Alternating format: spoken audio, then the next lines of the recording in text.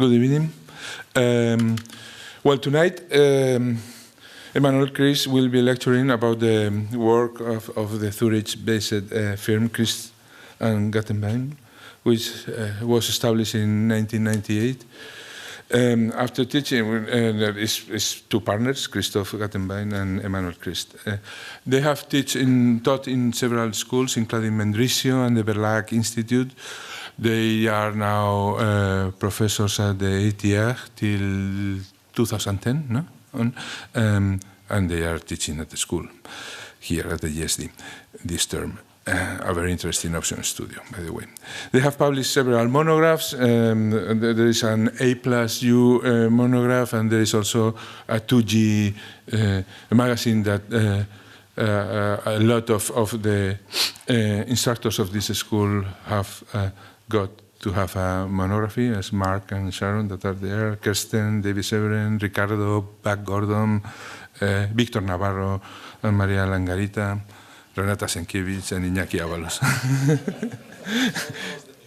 Yeah, exactly. I was waiting till the last list of the list.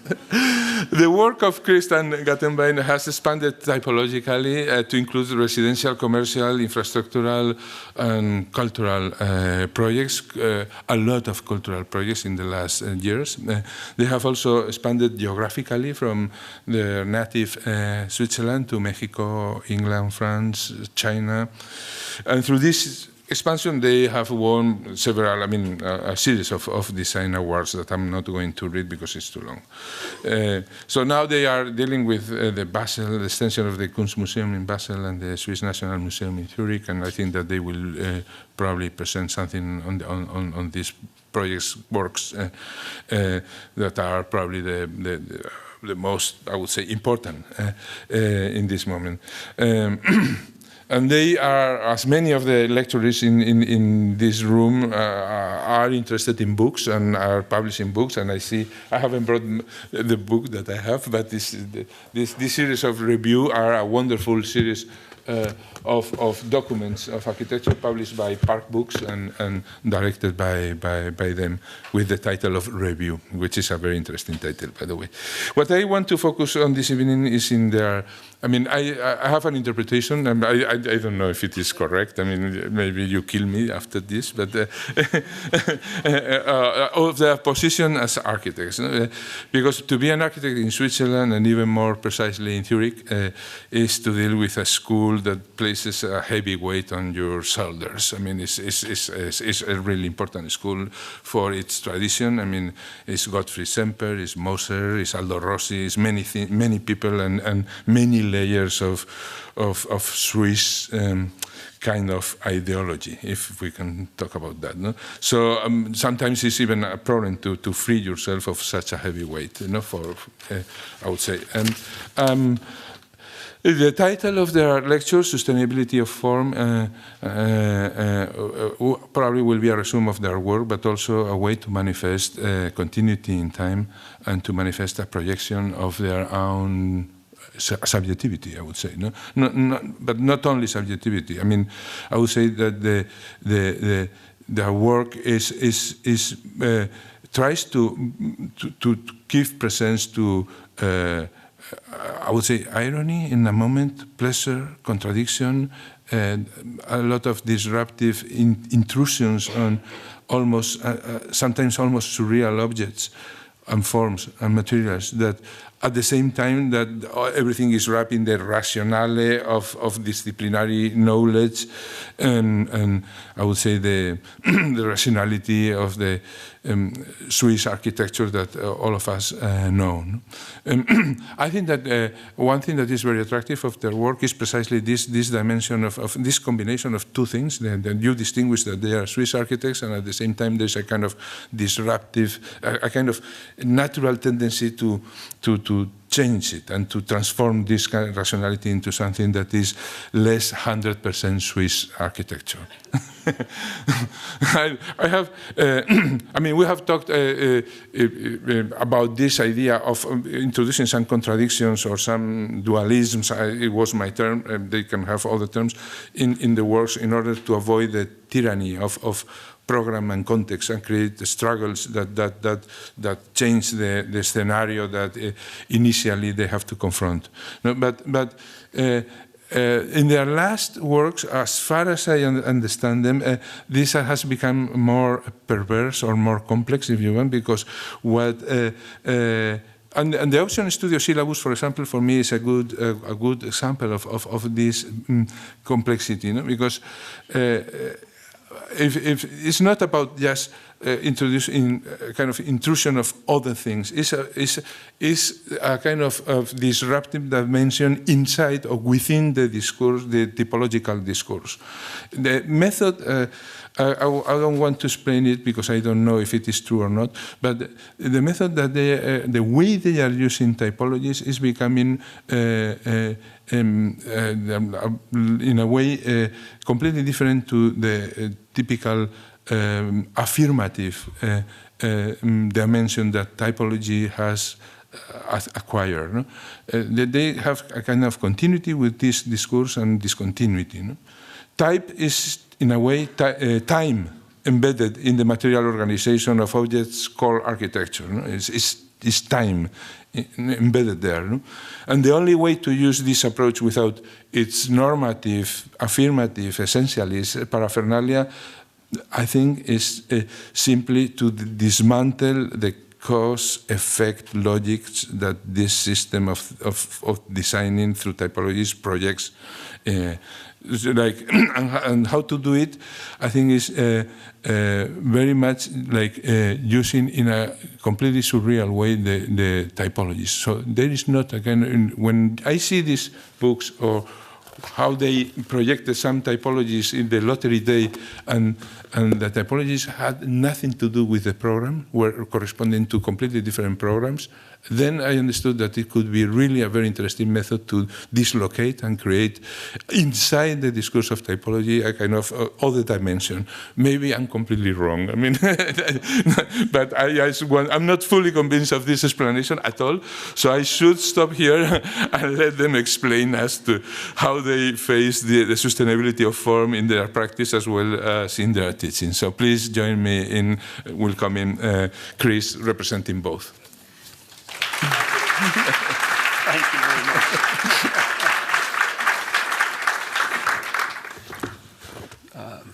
Thank you, Iñaki. Good evening. Hi, everyone, dear friends. Actually, the discourse is already there. I show the pictures now that come after the lecture. Yeah. Yeah, this is yours. Right.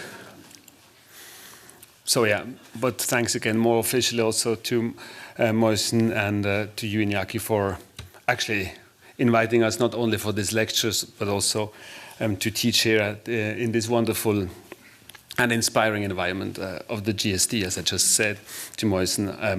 We're really very much enjoying to be here with you and to be challenged in our Swiss approach to the world by all of you who are not necessarily Swiss. But the title of my lecture is The Sustainability of Form. I mean, because we thought it's almost mandatory to use the term of sustainability at this school. And every second email talks about sustainability. So we felt like to obey to this, let's say, main concern of our society. So the discourse of the next hour or so will be about our actually very ambitious project of making architecture that is sustainable, not only in terms of cost, material, and social criteria, but the project of making an architecture that is sustainable in terms of its form, which is a big word. And this means, in other terms, an architecture or form that is universal, that is not personal. We will come to that later. This implies an architecture that lasts, not only physically, but also culturally. Ideally, architectural form that is understandable forever. Architecture that relates to the past, given the notion or the perspective or the dimension of time, but of course also an architecture that is open to future forms of views and understanding. So to start with, the architecture we are dealing with, that we are trying to make, is engaging with the architectural heritage. And I will show 10 projects today, if there is enough time, presented as a series. These 10 projects also tell in some way the history of our practice, and this attempt of combining the story of the practice, the development, the evolving practice, and also making it a theoretical discourse on our understanding of the profession. We could call this sort of a crossover that is perhaps a biographical manifesto or something like that. It's a bit, let's say, risky undertaking. We will see. Okay, so this brings me to the first project. The first project that I'm showing is a book. It was published in 2012, a project called Pictures from Italy. It's about finding our own architectural vocabulary, our language. You could say it is a project that deals with the important task of an architect to define his own system of reference.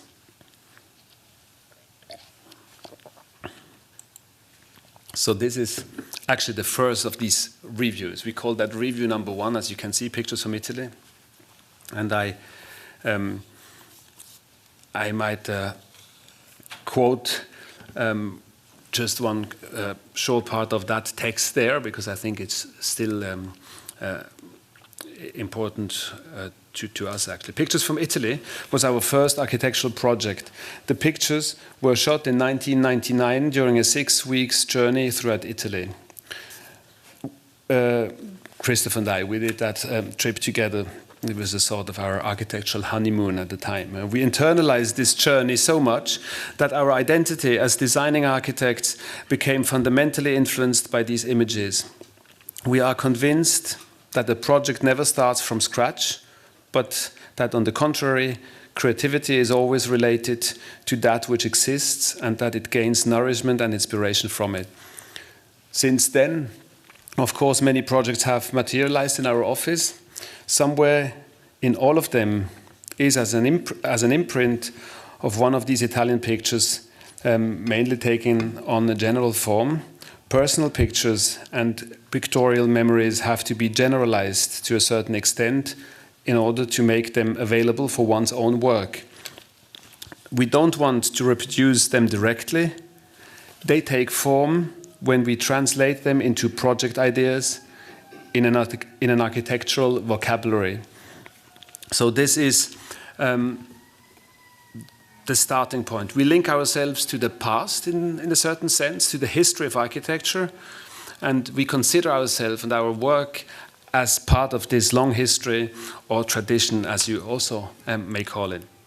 So there are pictures which I won't show all of them, no worries, but this is classics, the Renaissance, Giulio Romano, Palazzo Te, but also anonymous findings like moments, places that are heavily architectonical and atmospheric. Also the modern Italian modern movement, and so on.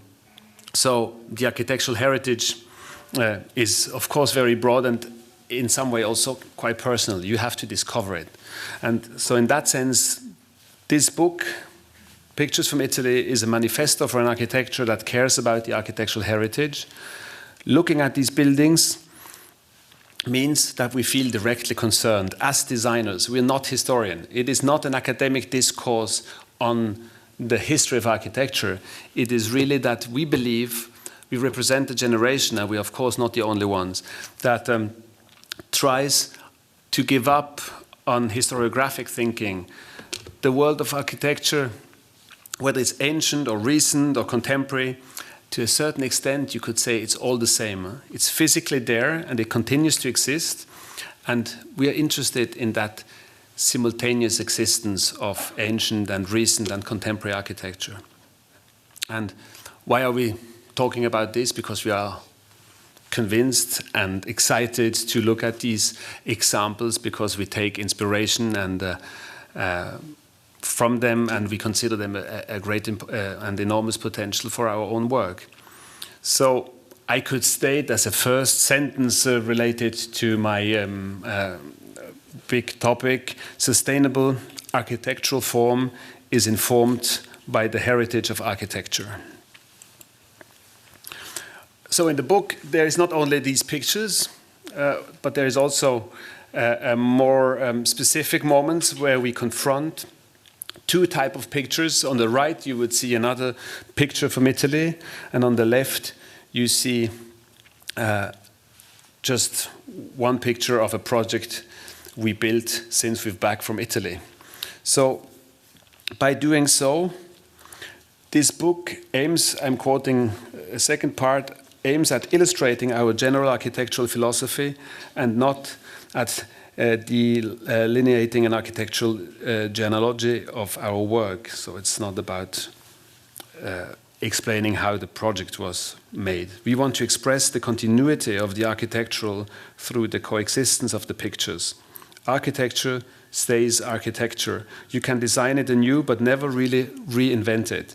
At certain moments, we deliberately provoke by using the pair to show the existence of permanent architectural motives, always the same themes, always coming back in a new form in one way or another. You might read that in this pair of a picture. So,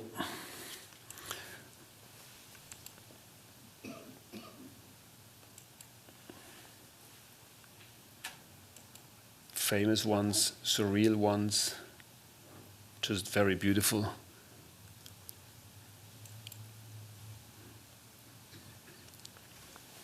Our students know this place.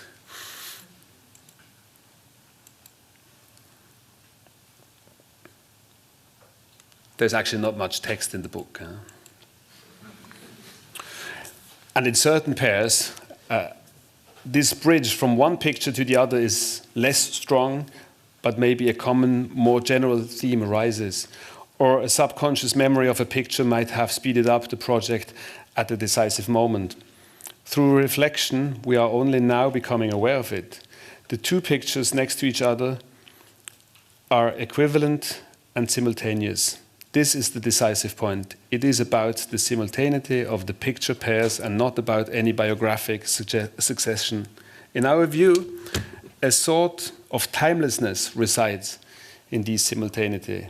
All pictures are seen equally, of here and now, and not as historic. Thus, the pictures are all, in a higher sense, pictures from Italy.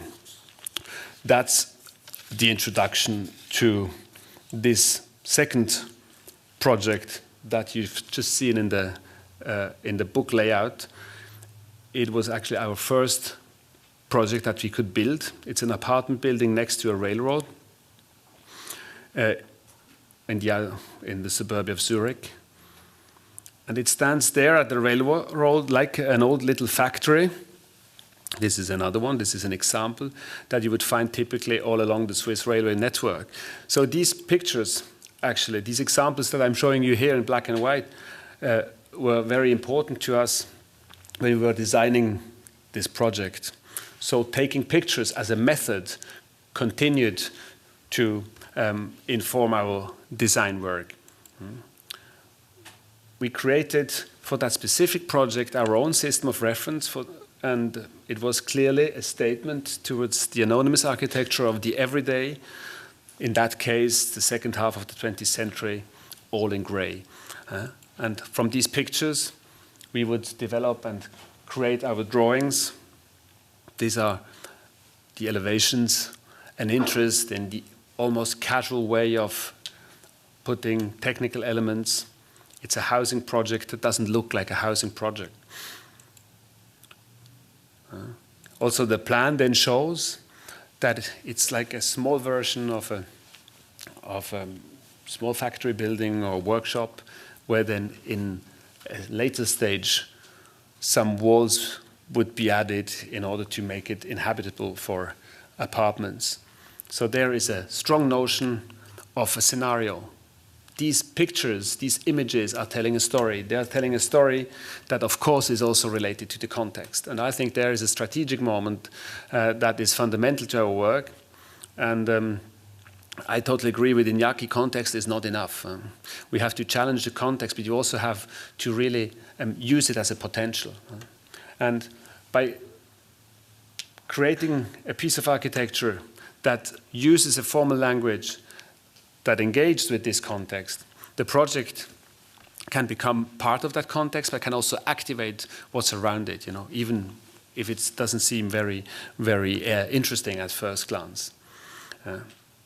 So designing with a picture means designing a scenario for a building. That's what we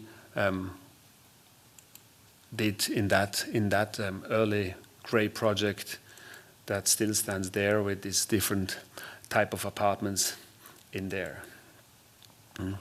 Of course, there's other references, and I think this is more general, and this is very straightforward, and that's also rather the biographical part to it.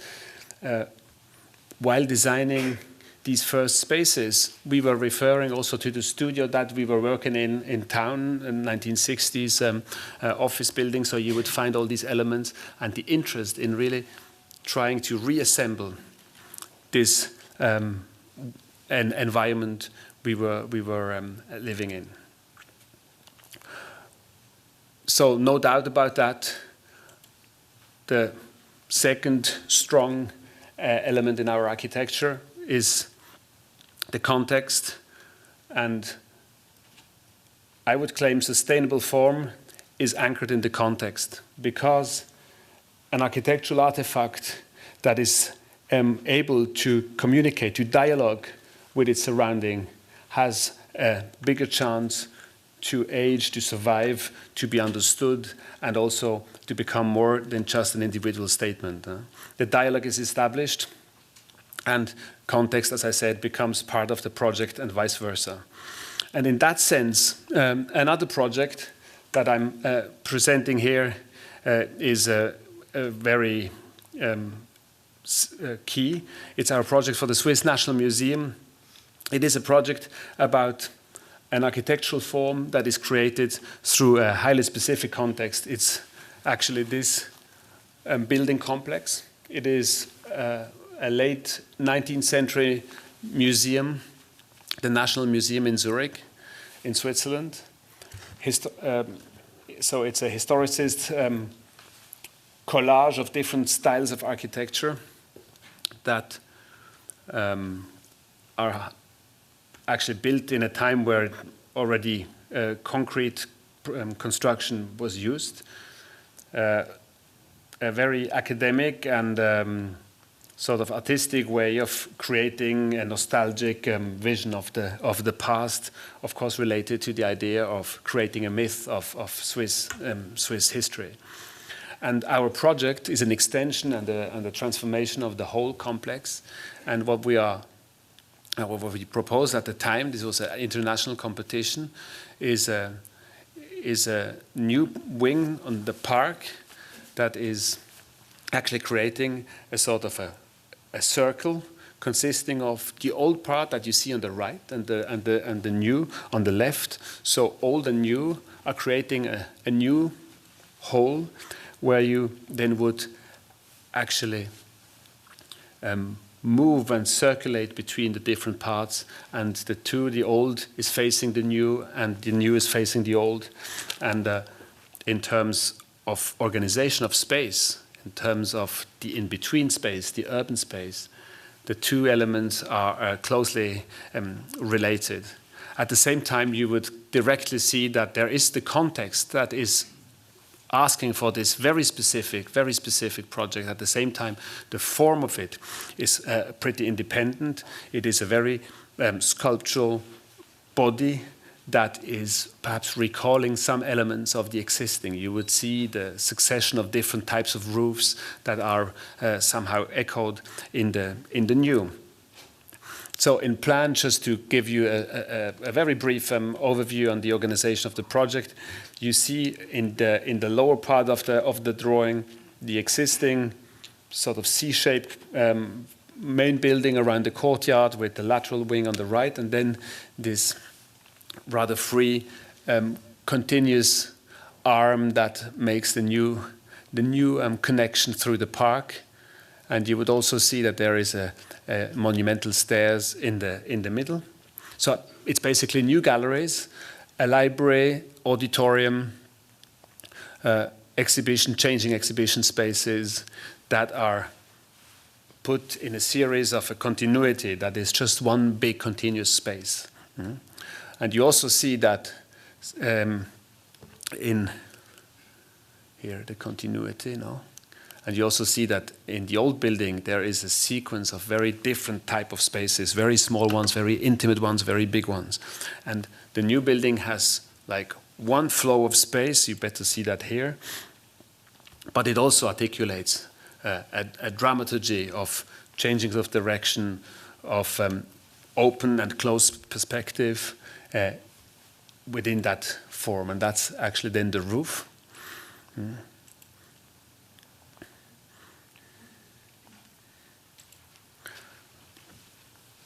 And of course, the architectural expression, it is a very solid building in concrete.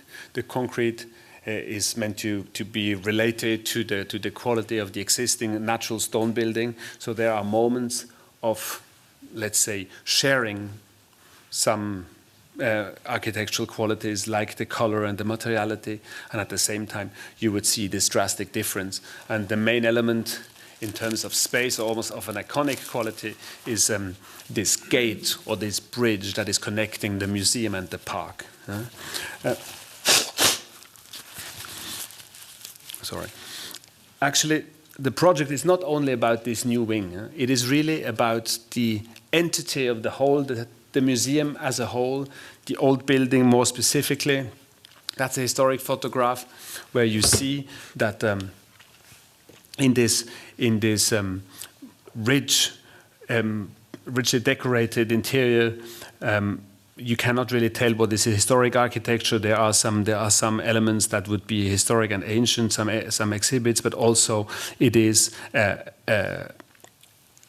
an architecture of a historicist style. And we were asked to completely refurbish for technical reasons, etc. This inner structure that was not strong enough anymore. So what actually happens is a very interesting moment where you would see the old columns, natural stone actually, and then the new vaults that are acting as vaults actually, a new ceiling, a new slab that is not a slab but it's also vaults in concrete, fair face concrete. That is, we built that like 5-6 years ago. So it's a beautiful image in that sense because it literally almost in a symbolic way shows that the new relies on the old, is sitting on this wonderful capital of the old column that is carrying the new that is this concrete structure. So there is moments of physical interaction between the existing structure and the new, but at the same time there is also the attempt to give it a new appearance. It is more pure. It is more spatial, more sculptural, less decoration, no colors anymore. We somehow tried to translate the existing spaces and its elements in something like grayscale sculptural architecture. New elements in the basement, the main hall of the existing building, and you see that there is a density of elements. It is this neo-Gothic vaults, so a very expressionist structure. You see also a new floor that's actually above the vaults, the ceiling the domes I showed you before. So at some point it's not so clear anymore what is old and what is new. And I think that's where it gets interesting, where context, where time is producing an architectural project that is not the one of an author anymore, but it's an architectural constellation that I would call, in that sense, unpersonal and more general, and in that sense also more sustainable. In the new building, as it is more or less today, you see that there is this rough and direct expression of concrete, even pushed a little bit further. That's the monumental stairs in the center of the new wing, with these holes looking out into the park and into the courtyard. Actually, a contemporary version of a historical museum doesn't need any windows, and that's a drama for all the architects. Curators, directors, they don't want windows. Window is a problem. So, but we need windows because you have to have a view, a relationship to the outside.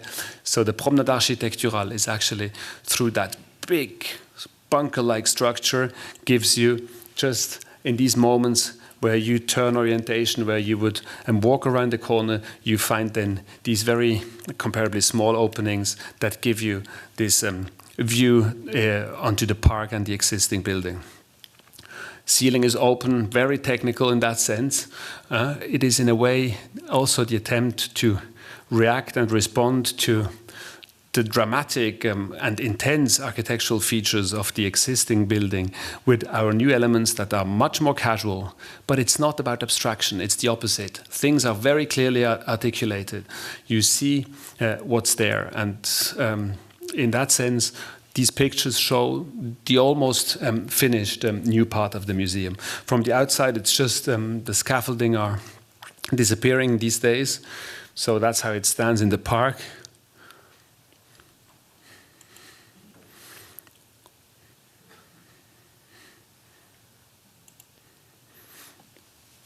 Where it creates these interesting and beautiful moments between nature and the museum, between the city and the museum, and between the different parts of the museum. And I think this is quite an interesting image that shows how literally, how close the two are coming to each other and where they start to create something that is the space, actually. And it's not on a formal level, it's really on a physical level of space and organization of space that the two parts of the building are creating this new museum. Another project engaged with a different type of context. I mean, the museum is really highly specific. It is a freestanding structure in a park. In terms of function, but also in terms of space, it is in that sense unique. When it comes to a more casual, more normal situation, like in this project, we are talking about different problems when it comes to context. And this is a project that we consider quite important to us because it is a commitment in the sense that we state it as part of the city. The project is actually the building in the middle, as you can guess. But it's urban architecture. It's unspectacular. It's perhaps even boring. There is a moments of individuality. Order and disorder are in this strange balance, you could say. That's actually the same for the plan. It's just rooms. Actually all white, so very minimal, but somehow essential, I think. That this house, it's actually apartments for mentally disabled people, but it could also be just a house for other people, whether they live in a community or individually. It is a house that is understood as being part of the city. And when this quote we use for our option studio, when Adolf Loos was saying, the English and the Americans expect everyone to be well-dressed. Then he was talking about the gray suit, that is just normal, you know. No freaky individual show, it's just respect the fact that you're one among others and just relax, you know, and be part of the collective. And this is somehow what this image is talking about, you know. And having said this, we are one step further, addressing the city, addressing the problem of the collective space of the city. We are we are talking about that research that we start to engage when we started teaching at ETH in Zurich. And that the second, let's say, theoretical or book project, it's not a building, it's a book. But as I want to really underline is that making a book and making a building is as important, the one as the other. And it is a great privilege that we could, at this point, go out into the world and look at cities. Actually, here you see the cover. In a first go, we looked at these normal buildings, at the normal case, as we call it, in Hong Kong, in Rome, in New York, and in Buenos Aires. It is a collection of examples. We call the book typology. So there comes this famous term of type into play.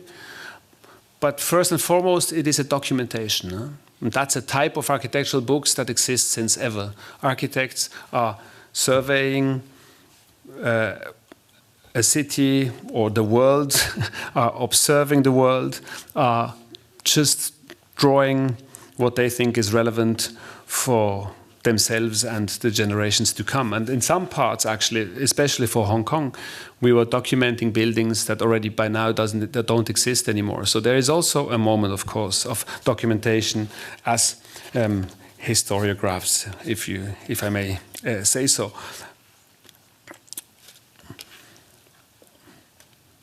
You see on the left, actually you see it very badly, but there is just an index of a collection, like a butterfly collection of these buildings. And on the right, you also see a bold title that is actually quite explicit. It's claiming that with this collection, we might be able to create something new, a new urban architecture. And that's where Iñaki's observation on the rather freestyle movements around these typologies could be explored. And I would just read another short part of that text.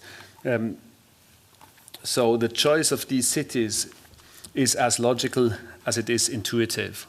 And that's also something about these books. It is very subjective and very systematic at the same time. I mean, you could also look at these wonderful projects or artist projects like Ed Ruscha's series of photographs in LA, the swimming pools, the parking lots, every building on Sunset Strip, etc. So they are, of course, very famous and very beautiful works that are exactly proposing this view onto the world that is at the same time very systematic, you could almost say scientific, but on the other hand, it is extremely subjective. Also, to a certain extent, Bernd and Hilla Becher, what they did with their series on industrial architecture. So, logical and intuitive, they are modern cities, our cities that we chose, ones that grew in the course of the industrialization or later. Cities that, with regard to their development patterns and their architecture, are unique. Above all, however, they are cities that we would intuitively identify as urban. In other words, cities that possess those qualities that we miss in contemporary building production. We want to examine them to determine whether they are suitable as previously undiscovered visions for contemporary urbanity. We are looking at that because we think they could be relevant. And I'm coming back. I'm already starting to repeat myself, I know. But it is not about a historic interest in that sense. So Hong Kong, Rome, New York, Buenos Aires, all of them, even Rome, have substantially emerged in the last 100 years, which gives us the hope that they can be helpful to us in the search for a contemporary notion of a city. In so doing, our goal is not to create an urban portrait. We are not seeking a comprehensive portrayal of the city under examination. Rather, we search through the thicket of a city for the logic of its form, for what is typical of its development, or simply the typological. We seek the underlying paradigms. We investigate these cities with the intention of learning from them and their architecture for our own work. Because why shouldn't a building type that's part of an urban system in New York also be successful in Zurich? The concept of type is a matter of the principle and not its elaboration in any specific case. A principle is universal per se, hence the type is independent of a specific place or the city where it originated. So what happens when we transfer types from other cities to Zurich? That was the actually theoretical or methodological point or idea that came along with this survey. And you see that it's a catalog, but it's also a series of pictures that show then what sort of cities are produced by these types. And then you also see here one picture of a student project. You could say this is really dry, and it is almost anonymous design, but we were interested in doing so. That's a project for Zurich 2011. And we were so excited by collecting these examples that we actually went on. And no worries, I won't read you all the texts in all these books. And I even count it not as a project on its own, because it's just the second part. It is the typology, Athens, Paris, Sao Paulo, and Delhi, where there's actually a quite exciting discovery on some buildings that we have here, and that was also interesting. And I'm actually happy and proud to mention this here. We obviously looked also at a text by Rafael Moneo on typology, the text that Rafael Moneo wrote in 1978 and published in Oppositions at the time. And it's a text where he goes through the history of the term of type from the perspective of architectural production, but also architectural theory in the 70s, saying that perhaps the type is not really a way of or not very useful anymore, because it arrived to a certain dead end. That was his analysis. But at the same time, he didn't give up on that type on that term. So it was, in a way, like a closed circle in his text, and it's a very beautiful text, and it explains it perfectly, I think, in a sense that is still very, very valuable. But he also left it open. At the very end, there is a moment of hope that the concept of type is not dead in architecture. And we took on and asked Rafael Moneo whether he would allow that we translate that for the first time in German. So what you see in the upper part is a translation of an English text that most likely was written perhaps in Spanish at the beginning, or however. So it was not so easy work, but I think a very important one to us and our students in Switzerland. So, and and the ones that are in the studio with us, that this text still matters. And that's also in that second book that's actually just published a couple of weeks ago. So that's the blue one after the gray one. We're getting wild here. Wow. And let me state, sustainable architectural form is also typological. It is formed by a typological principle. In a certain simplification, I would say the type is the reason behind the form. It organizes a form of use, but also then a form of space. And a typological principle gives a precise logic to a form. And that's the rationale also in our thinking. Ideally, a project finds its form through this logic of a type. I show you 2 more pages of that enormous project here in Paris. And I mean, it is it's actually interesting. This is not no worry. That's not a quote. I'm not quoting myself again because it's getting a bit problematic here. But just in the text of Moneo is said actually referring to argon. So the modern position at the time for argon, it was through the comparison and overlapping of certain formal regularities that the type emerged by observing, because there are different concepts of type, and you could also say type is something that comes a priori. But the way we approached it is more in the argon, in the way of argon, that you collect. It's a very phenomenological way. We are collecting, we are selecting examples, and then by comparing them, the type somehow emerges. It was the basic form through which series of buildings were related to each other in a comprehensible way. Type in this sense could be defined as the inner formal structure of a building or series of buildings. It's in that understanding that I think we should read it, because it is in that sense also a quite loose structure of typological collection that we are proposing here. In fact, here what we see here is Athens.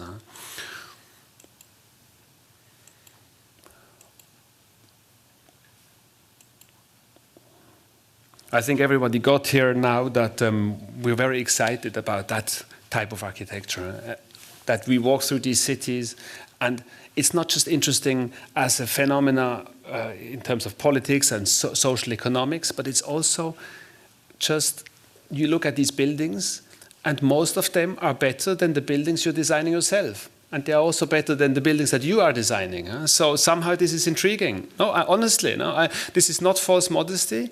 It's also aggressive as a statement, because I really believe it. Most of our colleagues are not look in the back, and it's the constellation of these buildings. And somehow we should also look at it as architecture, the physical. And that was the main motivation. And ideally, it would inform your work. I don't know. I mean, this is not.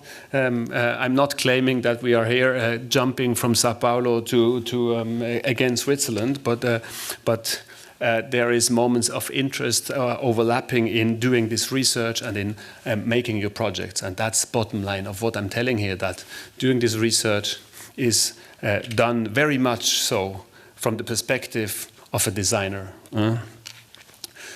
This building stands on a train station. It's a regional center in Switzerland, in Basel.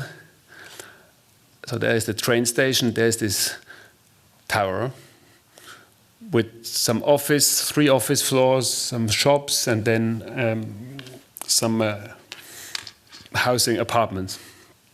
What's actually very interesting, talking about typology, organizing a spatial constellation in a direct dependency from some constraints, we would find this floor plan, where you see in the north is the core. So it's a tower, but the acentric core. That's because there is heavy train traffic, and that's very noisy. So you're not allowed and not able really to open your rooms to that side that you see in the upper part of the drawing. So somehow it was about, hold on, here is the train. So that angle here, in the beginning it was very in that sense very technical, or almost mathematical. This angle shows the first moment where you would be in the shadow of the noise from the train. So here you could open your window without any technical feature. So there you have windows. Whereas on that side, it has to be completely closed. So what happens is that you have in that sort of fan, you would find 5 apartments in the lower floor, 3 bigger apartments here, that all are opening towards the south on that side. I mean, this is not an invention. There is wonderful plans by Alvar Aalto. There is all sort of these, let's say, of that type. It's an iteration or a variation of a type in that sense. But it is quite a specific plan. It's a commercial project, so under quite pressure of optimization. But given the very specific condition in that very specific place, we created that rather untypical floor plan that in the end leads to quite interesting apartments that are deep orientation to one side, but opening the perspective to the landscape, as you can imagine. And this is quite interesting. And then you would go in the lower part, where then we somehow flip it into the double of the surface of the floor area, where you have the offices, and that's the ground floor. So in that sense, it's very simple. But what I consider interesting is that actually this very coherent typological operation to organize the floor plate in that specific, let's say, precarious place leads to a very strong and expressive piece of architecture. Of course, there is a moment of formal decision. It is symmetrical.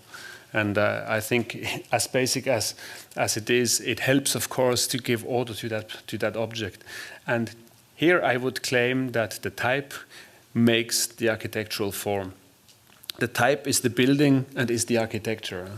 You see that the facade is just the ribbon window, but there, where it cannot be open any longer, it somehow closes its eyes, and it creates this rather closed expression of almost like an armature or so.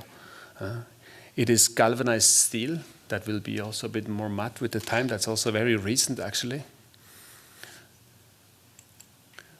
And what Christoph and I we are so excited about is it's a kind of a non-design object.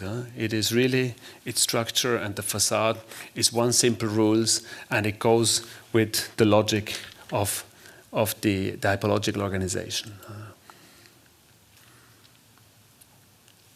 And given the rhomboid floor plan, of course, depending from how you approach the building, it would give a completely different impression. That's how it stands then on the railways. So that's a recent project that we just are about to finish, and it's still a construction site. And there is another one that we just handed over to the client. It's a project that is based on a similar, let's say, formal layout, but it's a completely different setup. It is not. It's a marketing/research building for a small Swiss technology company that is engineering polymer processing for global big firms worldwide. So that's an engineering place where they build prototypes and are selling them. That's important because it's not housing. It's not the normal case. It's not just what you see every day in all the cities. So it's something that is a bit more specific. And in that sense, also the notion of type again is challenged because there is no type for that. There is something that you have to invent. You have to prototype something rather. And you see these, like a fan. It's a shed, but on a irregular floor plate. In section, you would understand that there is like two parts. In the basement, in concrete, there is all the installations, the mechanics. It's actually also chemical products, so it is protected against explosion. And on top sits a very fragile, more open structure where you would have meetings and seminars and so on. So it's a testing center as well. Talking about form, it would be clear that it refers to the language and the imagery of industrial architecture in that sense, showing the very strong expression of the shed roof and these gates. But there is also offices. It's a brand. The name of the company is List. And that's how it just shows in the landscape. It's a rather picturesque place in the countryside. It's raw aluminum.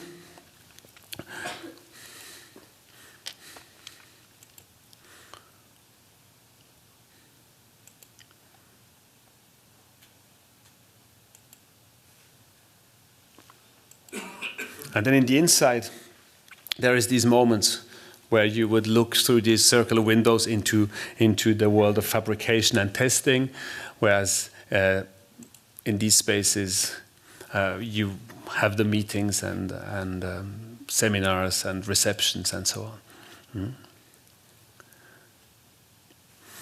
So a lot of the design effort went into defining a language, a formal vocabulary that is actually expressing the world of technology, metallic surfaces, actually, very simple, no? But also referring to steel construction.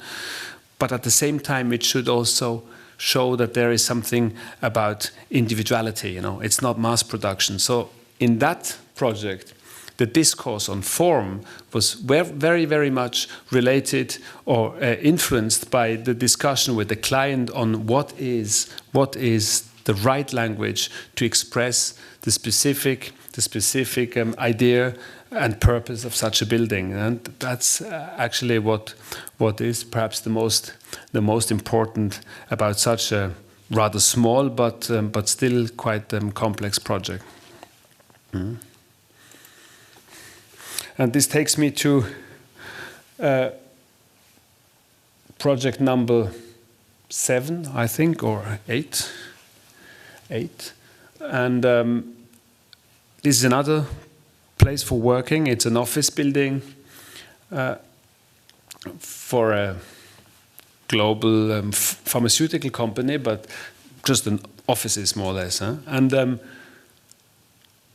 again, talking form, talking general principles of form, I would say this is perhaps the most radical project. It's the slabs, it's the composition of 3 floors that are expressing, let's say, a subtle variation of the modern principle of domino and so on, but it is not this mechanical repetition of a module. It is a building that is composed because every space is different. The height of the slab is varying as well.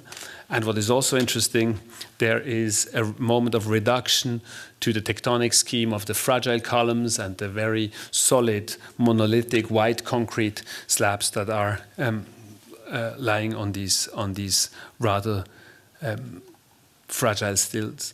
And of course, the moment of openness, and I would even take it to a more general or metaphoric level perhaps as well. It is here very concrete though. It is 1/5 of the building is just open space. And we said, look, we convinced the client that it would be interesting to reserve a portion of the building for not a specific use. That could be, of course, recreation or different types of working.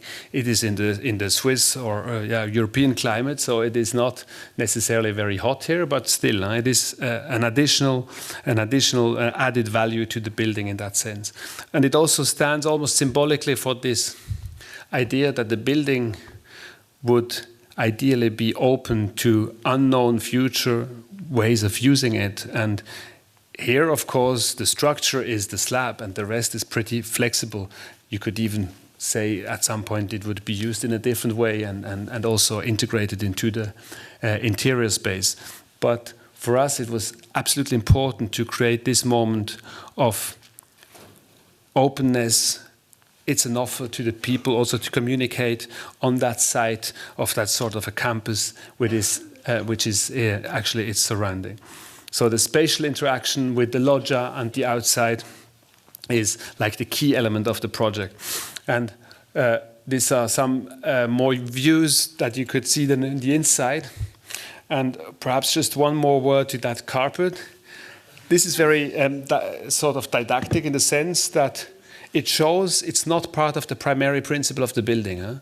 It's of course a decoration, but when there is furniture and people, you wouldn't even notice so much. But I think in the understanding of the building, for us, it was absolutely key that we make a strong distinction between the white solid part of the building that it is its essential form, and something that can change, that is added on, that is in that sense really more dynamic also, and more decorative. And there we touch on the principle of cladding or clothing, as we were saying. It's in that sense a very systematic or very logical project, I think. And then you have these glass boxes as quiet booths. So somehow it is also related to the question of form and language. I think it is also a good example because it shows very clearly that every building is somehow related to other buildings, as I said in the beginning. And this is a reinterpretation, to a certain extent, of the classic modernist vocabulary. But still, it tries to give it an individual form that hopefully will last also and be understood also in 50 years' time. The plan is as simple as this. And you also see that that separation between inside and outside doesn't really matter in that sense. It is just one space. With these moments of irritation where the rhythm of the column would change from one side to the other.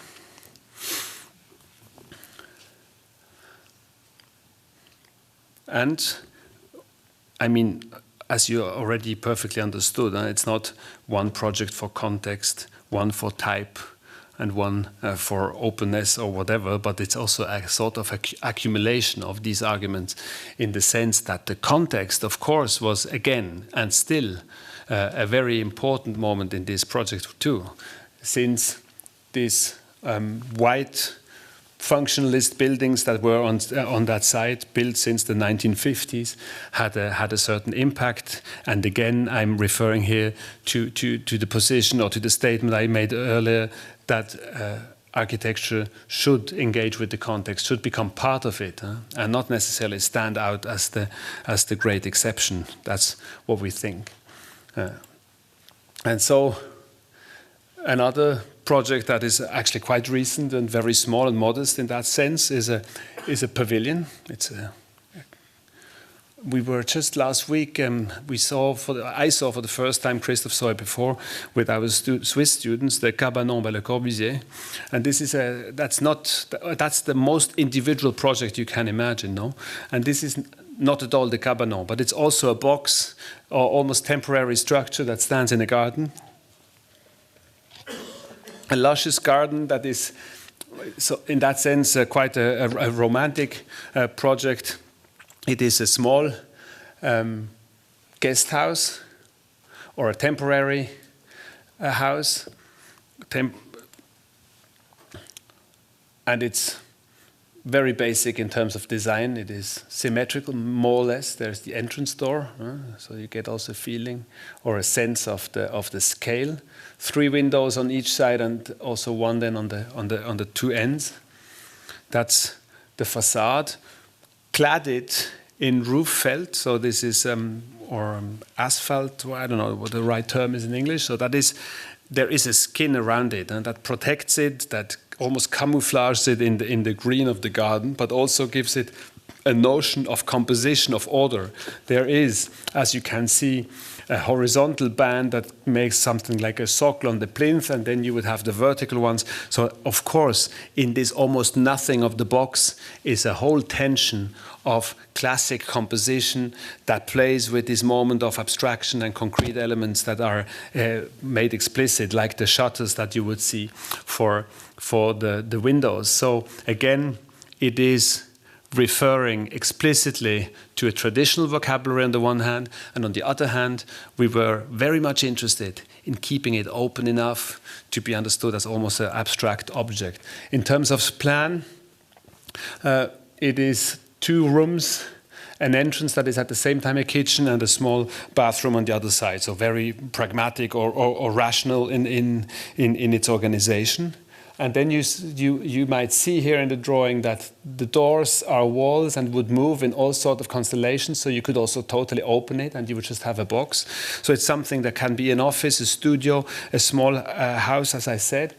And in offering these different constellations, I think it also stands almost as an ideal case for this idea that the building, its form, is typological and it's open, that it can also be used in a different way that it was actually built for at the beginning. So in that sense, I think it actually fits very, very well the topic or the purpose of that lecture, that tries to show that ideally our design achieves a certain degree of anonymity, of generality, and of openness to the future. It was then furnished with there is an old house in the same garden, and there is some old pieces of furniture that go very well with this, let's say, elegant minimalism of the box.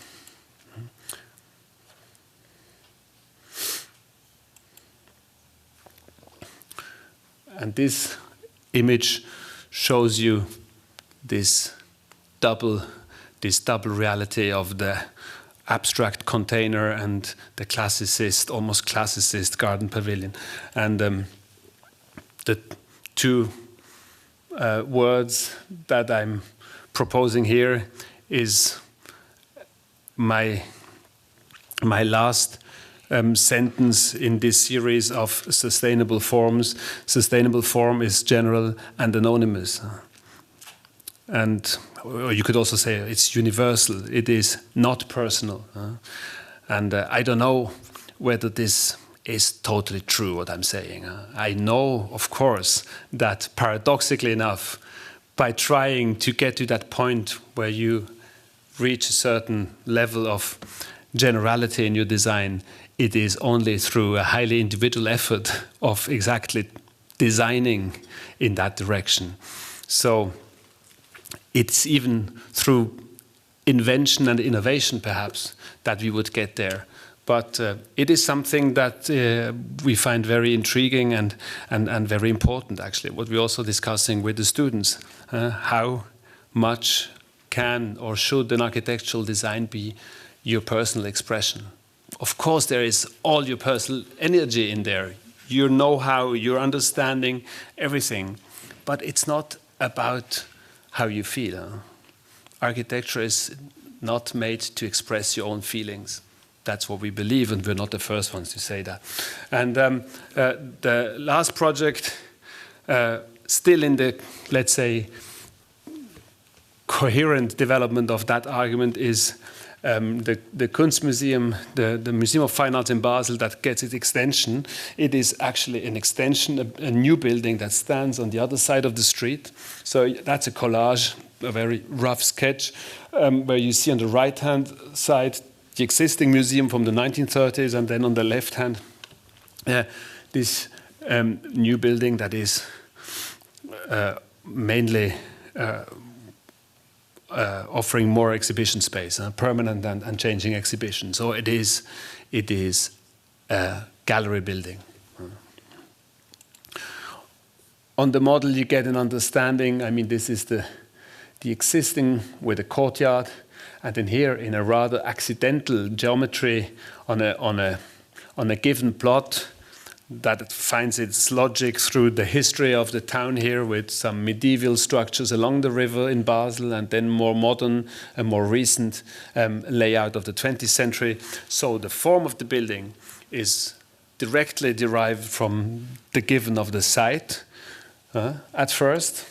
And then looking at the plan, we would understand that the new building, actually being quite compact, it's small, this small butterfly compared to the big building, but it's still it has a certain presence in that very spot in the urban space. So you see there are two wings. One is parallel to that road, and the other one, the smaller one, is parallel to the other road. So the urban space, the condition of the plot, is directly informing the organization of the type of the building, with these two, let's say, houses within the one building. Two buildings being brought together in this one plan, and that's the logic of the plan. Then the galleries are here, twice 4 per floor, so 8 in total, orthogonal. And there we tried to really make it very hierarchical and very clear. The logic of the form that is ideally self-evident or self-explaining, and in terms of the plan, I think it is at least. You see then that in the center, as a sort of a complementary form, you would have the central stairs and concourse and the circulation space. And then as a third category, we would have the lift and the vertical circulation of all the ventilation and so on, that we would call the poché, perhaps. So the difference or the gap between the outside, the perimeter form of the building that is related to the site, and then the inner form that is related to the type of the galleries. So it is an attempt to build a gallery, a museum that is rather classic in terms of space. It is about proportions. We always claim that during the whole design and building process up to now that we are trying to build a contemporary version of a classical museum. So it's a museum, it's galleries that refer to an understanding of a gallery space that is established, but of course the size is different, proportions are different. Art is presenting itself under different forms nowadays, more installations, more interactive, so it's not the small cabinets necessarily. So what you would understand is also in comparison, it is using somehow the same vocabulary, the sustainability of the same codes in a way. So the new building speaks to a certain extent the same language as does the old one. In that sense, we are again very coherent with discourse on context, on referring to heritage, informing your own language as an architect, being at the same time completely in your time, open towards the future, but you are anchored somehow in the system that is already around you. But it is different, no? And that's some images now too close that show just different stages. That's actually a very beautiful moment when the base build was up, but not yet some additional materials. Big galleries in the basement, and then some surreal moments where these solid walls are somehow not touching the floor, but still they are acting as beams, so it is a very solid building. It's a very solid building. And coming back to my given title of the sustainability, you could say it's an obvious thing, but solidity, also in terms of construction, that it is built for 100 years. I mean, this is almost crazy saying that nowadays, 2016, 15, that we here, by choosing the materials, the building technology is something that should really last in time, and that should also be, that also lasts in use, hopefully, because you don't move these walls. And I remember when I showed it to Sharon, together with Josef Helfenstein from the De Menil collection, he was totally shocked that the walls wouldn't move.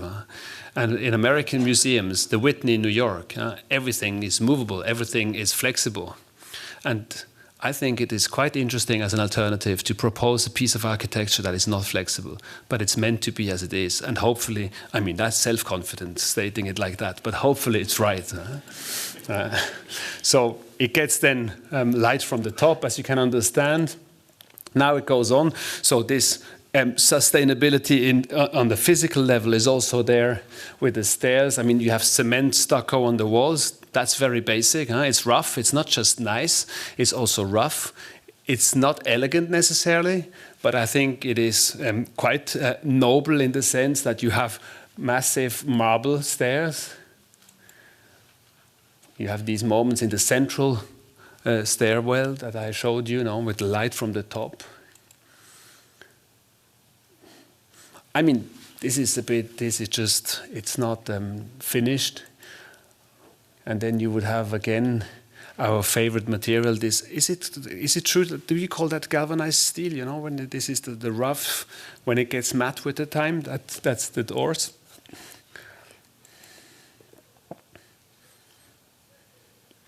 It's a bit sad without the artworks.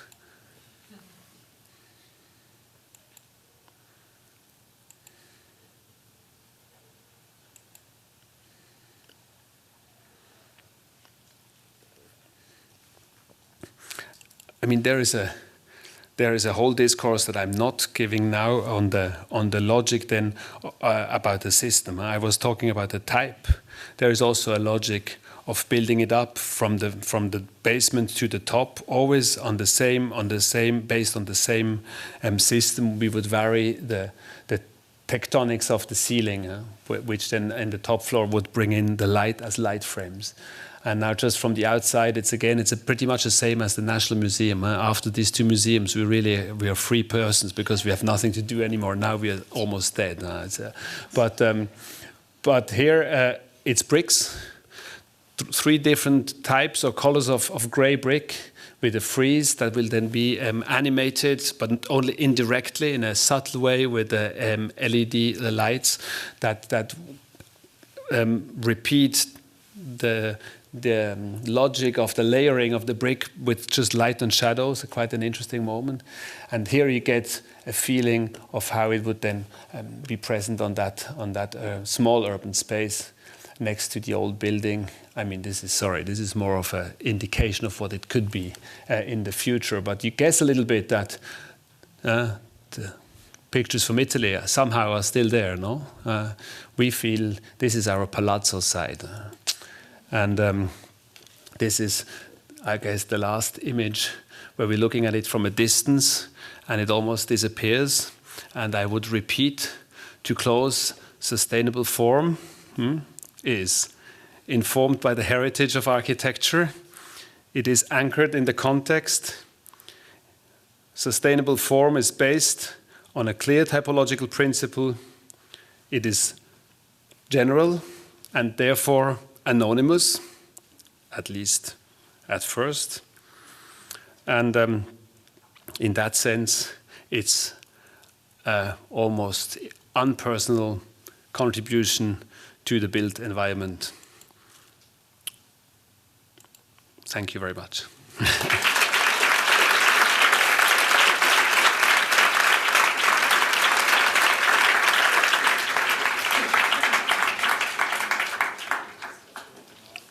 Huh? Thank you very much. We still have some minutes to have some conversation and some words, and normally I have to warm up the room with some kind of proposal.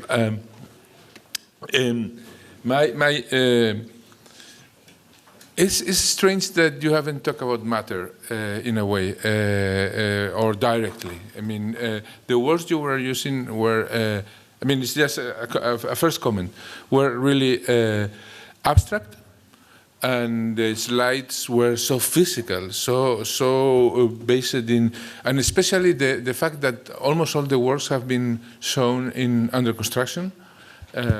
And almost evolving. I mean, the images are evolved, and they begin not having the pavements. Then they have some pavements. They have some. I mean, it was in a way very carefully orchestrated to create a kind of this kind of pleasure that architects have when see the thing evolve and be materialized. So I think that there were only at the end you have mentioned the word economy, but there is a kind of clear discourse on the economy of form and the intensity of matter in the work that you are developing. That in a way I'm asking you if there is something that you can elaborate on this. I have heard a phrase that I have taken note, which is, in a moment you're talking about the dialogue among the old and new. You mentioned that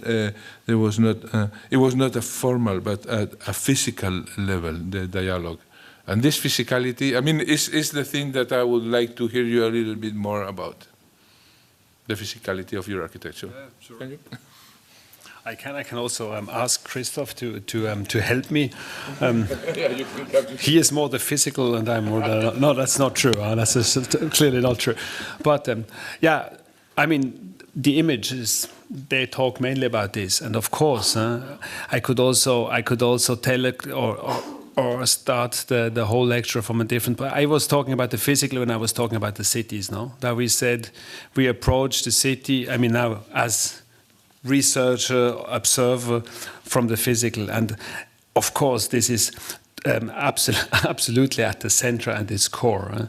And we spend most of our time elaborating the projects on the level of construction, on finding a physical expression for all these for that reality that we're trying to create. But what I was talking about, the formal logic related to context, related also to that personal heritage that we are accumulating by collecting these pictures and this knowledge. In the end, it's all about the physical. No, I mean we are totally convinced it is. In the end, the building is not in the first place an intellectual contribution, but it's just a physical artifact. And our understanding, perhaps also that's perhaps your psychological reading of our constellation. We have this Swiss context where construction, where insisting on the physical, the celebrating of the physical is, of course, at the core of our discipline, and we are not working against this, but we don't content, or we are not. It's not enough. It is. Therefore, the discourse on the form that is sometimes very closely related to the economies of also construction, and the logic, the rationale of construction is of course very important, and no doubt. But true, it was not the central line of the discourse. True. The question is why. I don't know yet. Yeah. This is for the records. The other thing is that I have noticed is that, in a way, I mean, I have to insist in the Swiss thing. Just in the sense that I was clearly in Europe hearing you. I mean, it's about type and city. It's again Aldo Rossi. It's a re-elaboration of ideas that we are really familiarized with, and I like to connect this with the title of your books, Review, no? Because the title is a great invention, I have to say. No? Review, it's many things. No? It's to collect things, which is obvious in the content, but it's also to judge, and the students know it, final review, mid review, so it's easy to understand that there is a judgment implicit in reviewing, and there is also the pleasures of putting together things. I think that in your work, there is a lot of that. I mean, you are collectors, and I think that every typological architect is a collector. I don't know if you want to elaborate on this. Yeah. Okay. No, I mean, what can I say? Christoph, do you contradict Iñaki? Maybe the students want to add something. Yeah.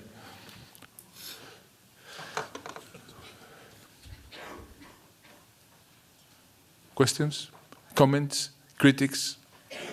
Yes. Is your opportunity? Hi, thanks for the lecture. I see the circular mirror-like apertures or window that appear and reappeared in some of your projects. How would you talk about that in terms of personal desire of a circular language and type? I know it's a minor detail of your project.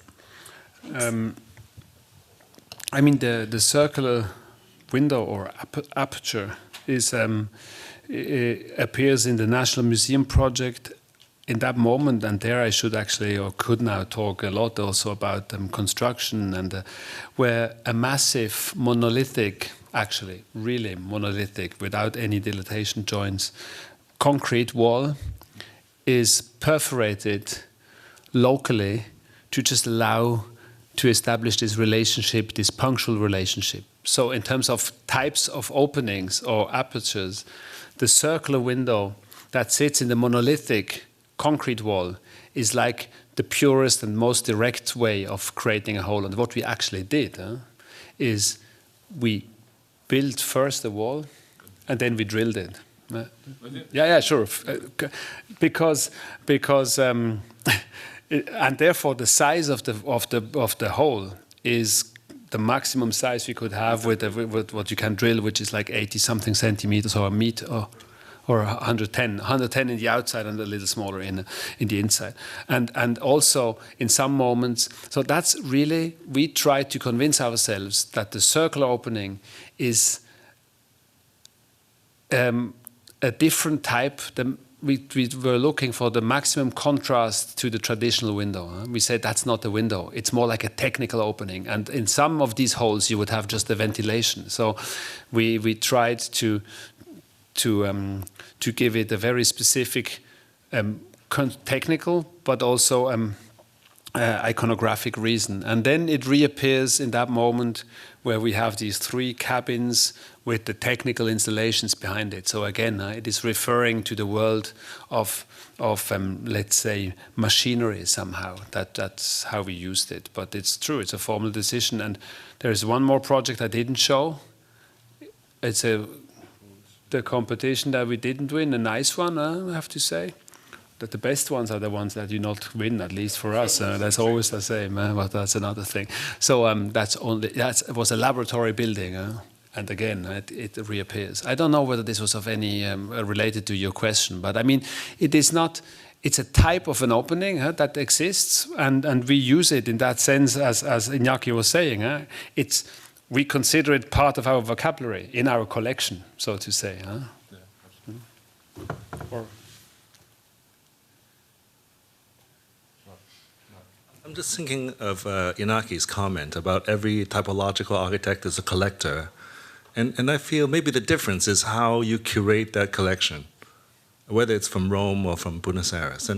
And I've followed your work for a long time, so I've seen very insistent researches on types. I've been thinking of maybe the Broken Line and the History Museum, the Volta housing, the Ordos house, versus the more fan-shaped projects in the tower or the new project you've shown.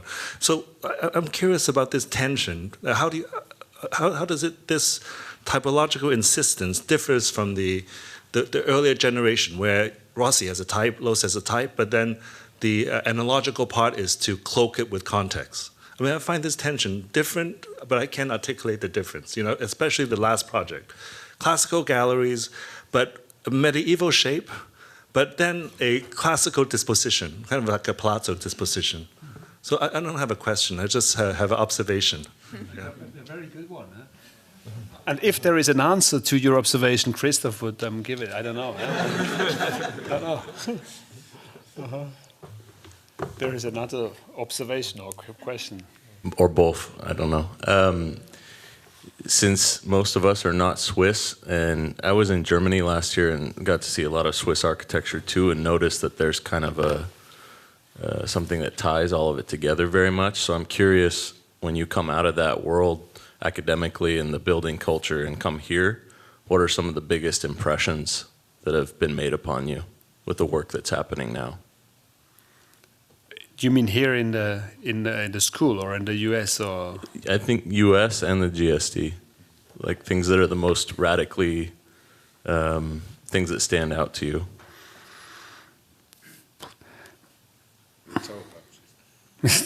No, I mean, I have, my feeling is that talking schools, one thing is that I have not enough overview yet on what is produced in that school. So I'm very excited to see during now some midterms and then at the final reviews where we are here. But my feeling is in our generation and the younger generation, but that's perhaps not true, but that's my impression, whether it's in Switzerland or in Germany or in the US, it's not necessarily so different anymore. Also because the exchange is more and more, is stronger and stronger. You would have international teachers all over. So I'm not so sure whether the short answer is it didn't make a shocking impression on me, or that I'm totally lost because I think I'm in a different world. I don't think so at all. You know, we are discussing at this school here at GSD strategies, ways of how to deal with urbanization of the planet. We are discussing here computerized production of new architectural technologies. I mean, this is also producing form and ways of designing that are not so different at ETH than it is at GSD. So at the moment, there is no observation of a culture shock or so. Huh? What we know, I believe to know, and this is a different level and also a very relevant level of discussion also to the students, is where is the profession? Huh? What is the people being now at school doing in the US when they are out? When you are then joining a practice, doing your own projects. I mean, at least the prejudice is that in the US, I mean, the good architects, they are not really involved with the building production industry anymore. And the tendency is in Europe, unfortunately, the same. Huh? And this is something we are very much at the moment. That's beside the physical. Huh? It is where are we as architects and where is our influence? That's a totally different discourse, but that's, I think, a very relevant one. And there I have the feeling the US is different from Europe. Huh? Less in the academic field. But I don't know. I mean, there is other people who know better. Huh? Well, anyways, in any case, the GSD is also a kind of a relative limbo in the academic world in the States, you know, because the heritage comes from Europe. I mean, from Gropius and the Bauhaus, etc. So in a way, this is I would say that this is the most European school. Even if we compare with other in the Ivy League, you notice there is a kind of different. Yeah. The other coast is different also, no? One coast and the other. But I agree. I mean, this is an international discussion, and sometimes you think that you are innovating in one terrain that is super specific, and you go to Malaysia or wherever, and there are 20 instructors doing exactly the same. So it's a kind of, and it's I don't know if it makes sense. I mean, I'm responding for him because I think it's a topic that I'm interested in. But it's amazing how fashion and ideas come and go and reproduce themselves like in the stadium when the people make this, you know, they go and then suddenly you have parametrics and things like that, no? and it's maybe the spirit, the zeitgeist, the spirit of the time, or maybe it's just fashion. I don't know, but it happens literally in the last corner of the world. So the academic world is, but the other point I completely agree. The difference in the participation in the construction, in the building of the object itself, makes a huge difference in the way we design, we think, and we organize the project. No, that's a completely different thing. Do you have more questions? Yeah. Yes, one more. Mr. Christ, I had a question for you. Thank you for sharing your work, especially this one project of yours, this home for the mentally disabled. It was a project I had studied previously. It was a delightful example of working in the context of especially Swiss urban environment. But my question concerns your tower in Basel, a high-density, high-rise typology, which is almost a radical introduction to the context of the Basel urban city space. And I wondered if you could elaborate on maybe the challenges or your thoughts on introducing such a typology to Basel. You know, I think it is. It's true that it is not so common, but it's also on the model. It looked very, very isolated. But it is something. I mean, I would say in Central Europe and also Switzerland, especially in Switzerland, you can observe that now cities are re-urbanized. Huh? There is a moment of a pressure of densification, and so the challenge, of course, is to find places or an understanding of the urban environment that is also offering, let's say, the right places for that. And along the infrastructure of railroads, I think this is a very interesting environment to build this sort of new scale. But which is, I mean, it's really not. I mean, I'm almost feel a bit embarrassed to talk about that here in the US. I mean, it's like, I don't know, 70 meters or so. But it was, I think it was fairly accepted. It's not that this was a shock. It's not that it's politically difficult or so. This is there again. Also, economy comes into play. And I mean, everybody understands. It makes sense. You triple or more the profit, and it is on a place where mainly the shadow is cast on the railway, so it's not the problem. That's pretty much pragmatic. It's rather than what I presented with a certain satisfaction of the designer, that it has this straightforwardness in its expression. This almost monumental, or not almost, this very monumental presence. That's something which people is not so used to. But Switzerland is not so harmless, not at all. Yeah. There is nasty constructions all over, but normally it doesn't show so much. Absolutely true. No, true. Huh? Yeah. Okay. Last one. Someone? What? I think this was the last one. I just want to thank you for this great lecture and see you. Thank you.